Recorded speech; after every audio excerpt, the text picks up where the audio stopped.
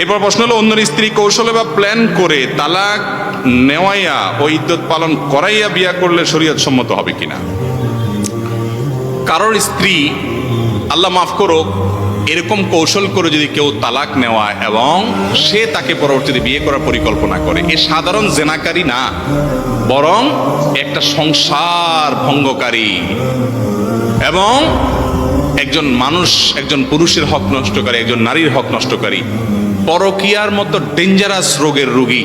পরকীয়ার অপরাধে যদি কোনো বিবাহিত মানুষ জড়িয়ে যায়, আল্লাহর জমিনে যত দণ্ডবিধি আছে ইসলামী শরীয়তে, ইসলামী দণ্ডবিধিতে সবচেয়ে কঠিন দণ্ডবিধি কোথার জন্য?